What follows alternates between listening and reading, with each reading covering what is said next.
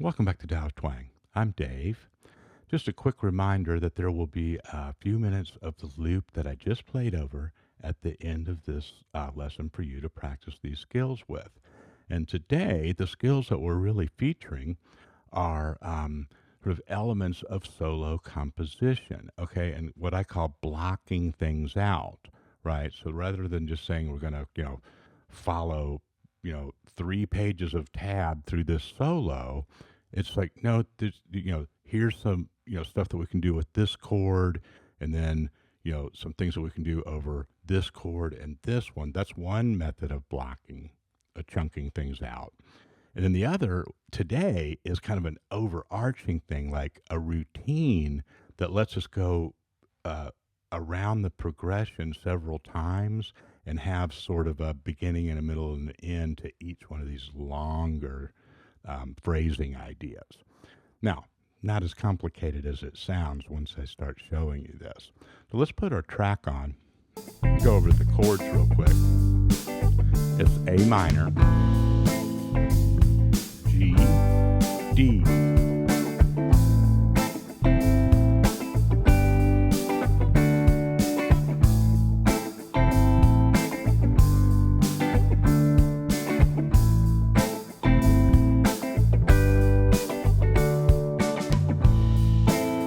Okay, so now you might already be like, now wait a second. I get the the G and the D down here, but what's this other stuff? Well, if you recognize those right away, great. If not, they're just triad locations of those chords that are truncated, are abbreviated versions of like caged shapes, right? So when I went for the G, it's an abbreviation of that shape, right? Those three. And then for the D, you just pull these off and you're right there. Now you really want to have that coordination down well, like these two operating in tandem.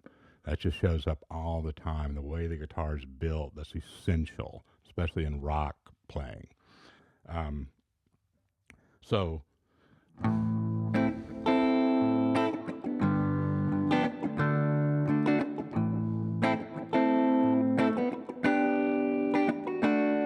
okay, and then I did a similar routine with this shape for G. Probably just played these three. Right, and I might have even shortened.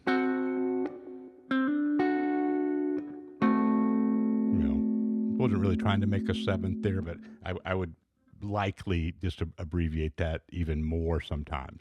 Don't get hung up on that. It's this shape, and then like you're taking parts of that basic shape, right? So there's a good little warm-up. See if you can play along with this a little bit. If it's too fast, then you stop the video and go off to the side and work on it, right?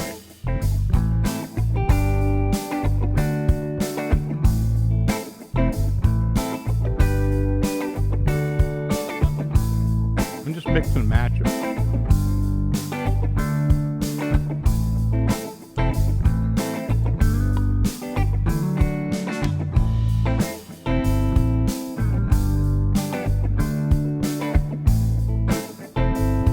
Okay, don't get hung up on, too much of trying to sound just like my rhythm. Just try to get with that groove, whatever that is for you.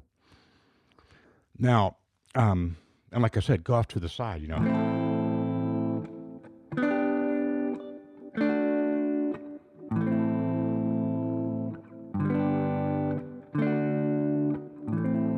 And just, that's one immediate use for this is if you're playing in a band or, with another guitarist and everybody's not playing the same thing. It gives it broadens your sound right away because you're playing different parts, but they're the same progression, right? Then you can embellish those moves, it's kind of stuff that I did in that intro, Right. So say I was going,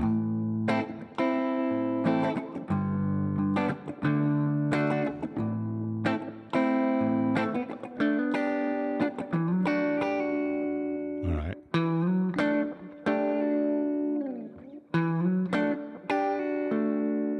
So that's just a little.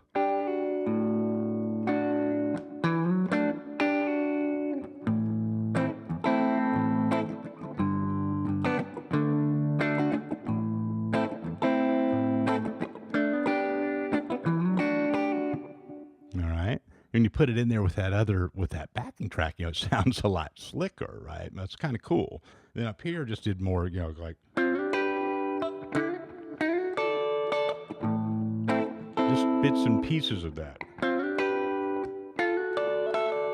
That's one you can always do.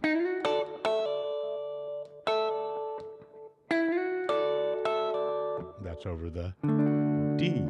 There's an easy one for the G up here.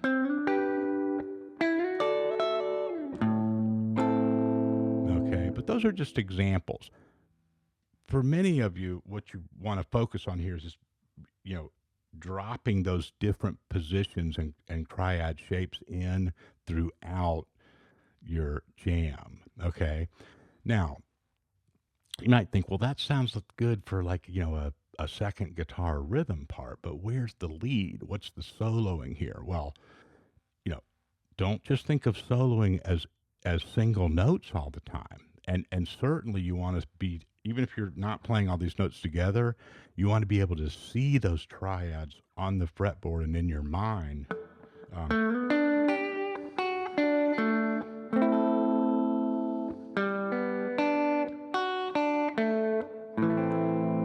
Right. You want to be tracking that stuff as you go. And that's a lot, right? You got to take this in stages, right? And that's what we try to do on this channel a lot, is set you up to be successful with these things without just saying, like, here's, 32 measures of tab and good luck. It's cruel, really. So this is more of a chunking method, right? Like we often say, right? It's like, here's some stuff you can do over this chord. Here's how you can kind of put it all together, and hopefully those can all be useful at a bunch of different levels and playing abilities, right? So the information is what's important. What you do with it is the things that are right for you, and don't judge it about whether it sounds like me or anybody else, okay? So now mix a little minor pentatonic in there, and then on occasion throw those different triad shapes in.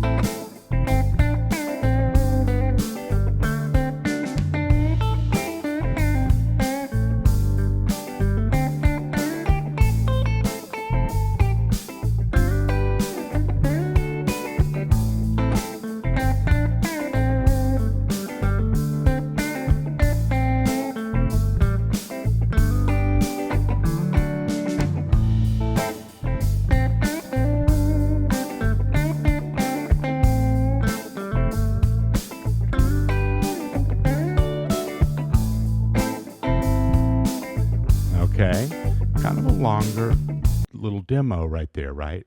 But you see, I wanted to take enough time to show that it didn't have to be an exact pattern. I stayed down and did more uh, blues lick stuff. Great. Wait for it to come around, another time. I missed it. No big deal. I stay in my minor pentatonic. This time, I already got it in my mind's eye. I'm going to go up there and I'm going to hit that, come down. It keeps you locked in with the band, keeps you in the groove, and it's really in ways that you might not even be conscious of. It's teaching you the fretboard. You're mapping it. And one thing that you can think about once you get a little more comfortable with this, and I'm going to let you go at this point because there's plenty to work on here, is looking ahead in your mind's eye. Just envision, from down here. And if you need to stop playing for a second, just let that backing track play, and you know, anticipate. All right, I'm going to go up here and get kind of set up. And when that comes around, it just drops you right back in the pocket, right back in the groove. Right, you'll know it when it happens. You'll feel it. Let me know how it goes. Talk to you soon.